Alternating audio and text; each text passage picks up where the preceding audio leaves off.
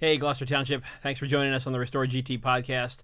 I'm Joe Allen here with Keith Gibbons, and this is your August 22nd council meeting recap. So first on the list, first on the list was attendance. We had no Orlando this council meeting, and Miss Stubbs was not with us again. We'll talk about that in a couple. We'll talk about that in a couple minutes. Just wanted to first go back to previous topic that we covered. Oh man, we covered a lot of the Brittany Woods project. Latest, there was really nothing at this meeting that went down with about Brittany Woods, but there was a public records request that somebody put in, just looking for some more info on the Brittany Woods, and it was pretty revealing in what they had found versus what we were told at a past council meeting. I believe it was the June 27th date. Yeah, was June. The date. Where the question was asked on this whole project: is there going to be any pilot or tax abatement asked for this? And we were told no. It was said, I think, in two different sections where it was said, but we do have. Joe pulled all my buttons away from me, so I can't do it. He's going to do it now. But yes. We have a clip of this the question being asked specifically about that, and actually getting a direct answer saying no, that there were not. But we'll play the clip first. Yeah, check out the clip first. Explaining that. And I guess I was not clear, or did I not hear a definitive response at that time? Will there be any abatements or pilots in this program? No. Okay.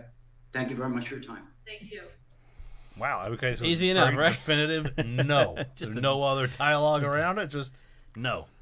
And so at that point, and a lot of the involvement and all the people that were asking questions, that's all they really wanted to know. They wanted to know if money was going to be coming from the township, from the state, from the taxpayer, basically, to fund this upgrade that they're doing, basically.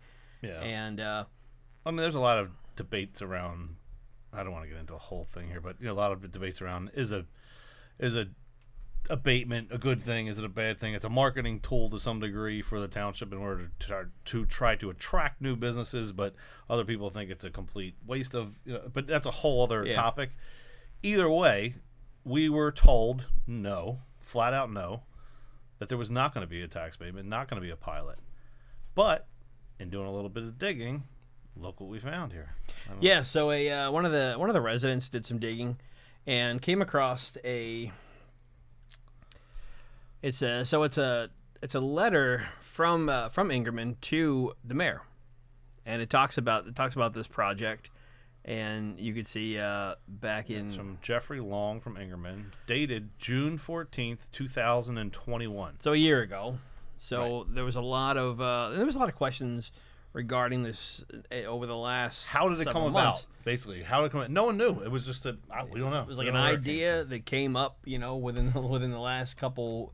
It almost seemed like the idea came up within like the last 3 months before this was all going down in June. Yeah. But in fact, they were talking about this a year ago. A year prior. And one of the interesting parts about this letter is kind of this part here that I'm highlighting here. And if you're listening without video, it just says, in order to improve the quality of the property and ensure that Brittany Woods is maintained at a high standard as an asset to the community after the renovation project, a pilot from the township is critical. Critical. Not So- being requested. It's critical in order for this to go on. So, right now, and we'll throw this up on Restore GT along with a copy of the video. But so as of now, on video. Why? I don't understand. Why can't we just be honest? Well, that's Why the not thing. tell people? There's a pilot. Yeah, they requested a pilot in order to do this. Nobody, Done. Simple. No, but now you're gonna lie basically about it. Say we have no idea where this came from. There's a letter from a year ago. We have a letter that simply states in the first paragraph, in the summary of the paragraph, it's critical that we get a pilot, and yet we're told no. Yeah, so nobody cares if we upgrade any section of Gloucester Township. In fact, we are all in favor of making this township look as beautiful as possible. But man, just be honest about it. And that's I don't understand what the lies about. That's where it was. We started, they were tripping over different lies all the way through this part, and it keeps going.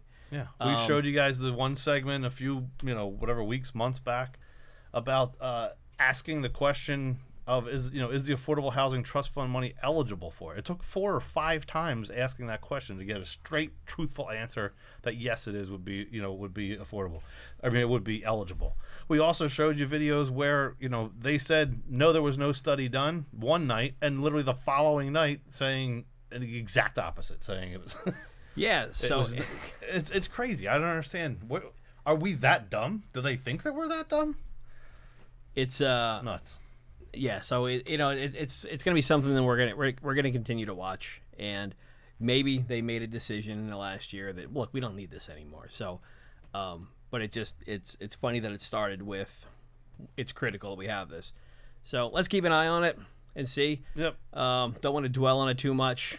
For all those folks out there that don't like hour-long Restore GT videos, we're going to try to keep this one pretty short. Just do a recap here. And then we'll do some other clips following up right after this on some of the topics a little more in depth. Yep. So one of the topics that came up was we had one of the residents, Dina Hendry, asked about one of the council members being absent quite often. This is one of Joe's. Yes, Joe's pet peeves over here. I've followed this pretty closely. Miss Stubbs is up for re-election next year, so I can't possibly imagine that she's going to come back. But at first it was a bit of concern that maybe she was unwell, and then she showed up, and then she didn't show up, then she showed up, then she didn't show up, and then it turned out, I forget what the latest numbers were. I think in the last 2 years worth of meetings, her attendance has been 38%. So she's been there 38% of the time. Yeah. And, as a resident called out, it's not really about the money. It's more about the representation. But either way, she's still getting $300 and some a week per council meeting that she's not attending. So it's not the money. It is the representation that really matters to us. But check this clip out. I know everybody's entitled to vacation and things happen and people get sick and there is sometimes scheduling issues, but wouldn't you guys like to have a full working council at all times instead of just at like 40% of the time? That was taken and misconstrued. Full attending, how about that? Every council person and every... Yes. No? They can go on vacation. People can go on vacation, yeah, absolutely. People can go on vacation, people can get sick. Those things happen. But the thing is, from a non-elected paid person, can't go on vacation. You guys are elected, yeah, that's it. Officials, and typically it's about $300 a meeting that you guys get to earn of our tax dollars. And if you don't have members that are here repeatedly and often, it's kind of like robbery almost in a sense, don't you think? Can I just say something? Go for it. I'm actually kind of offended by that. You can be offended. You're within your right. I'm normally in attendance all the time, and I've missed the last 2. And I want to share with you, my mother is very ill, and I had to get up. It was a whole family situation where I had to be hip to hip with my mother for the last 23 days. This is the first night that I've been away from my mother since July 23rd. So every day, that's horrible, but all day, it's not about she has her. Dementia, just she makes a lot about her. Actually offended it's not all about you. you. Here all the time, so just to claim back my time, I wasn't speaking about you. I know that you're here, but no. Said council. Council. You didn't refer to a person. You said True, council. but total. I mean, they didn't know who the one person that's never there. They forgot she even existed. Okay. So be specific. I mean, I was just trying to be courteous and polite and not, zone in on somebody. But if you would like me to, I kindly can. So Miss Stubbs, she makes about $329 every meeting, but yes, she hasn't been here. She said about that said it. Don't you guys want like your whole team together? 37 cents. So yeah, it's thank you to Miss Hendry for for taking my topic. But yeah, it's hilarious that attendance is brought up and there's an empty seat there and nobody recognizes. No, they thought it was someone else. Seat's empty. Wow, amazing. And just like several items that have come up in the past, especially the Brittany Woods project, Miss Grace takes it personally and makes it about her. So yeah, we still have Miss Grace here and there from time to time without just stepping back and giving us somebody else to give us the representation that we need. So that's a tough one. That's about it on that topic. The pool topic.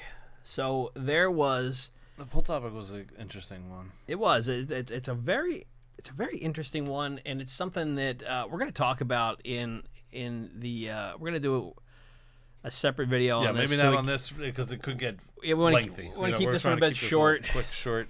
But essentially, what it is if you ever use Swimply or Poolshare.com, you could share your pool, kind of like Airbnb. You can put your pool up on there, and you can rent it out, basically, kind of like for parties. It's part of the gig economy type of thing that we're living people with. just want to come over and swim, and the township thought that was a problem, so they decided they were going to put it in the land use ordinance, and.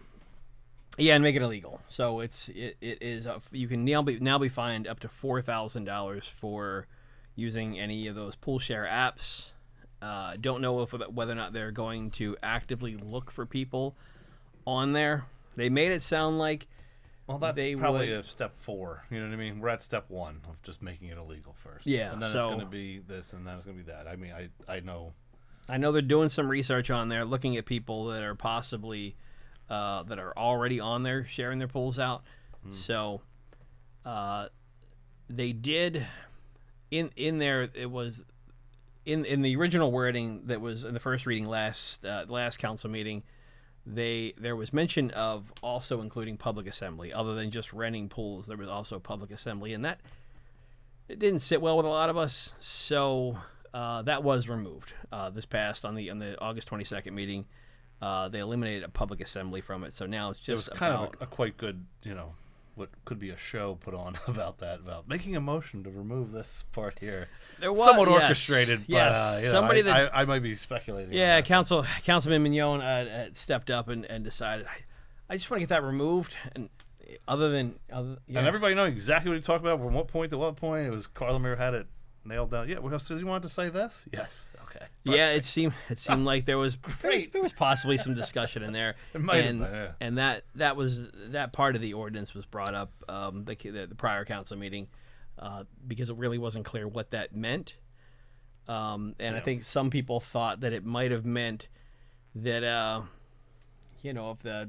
if the next fundraiser for the people are going to run against them or something like that, all wanted to get together in a pool, and it was some kind of public assembly, would that be considered?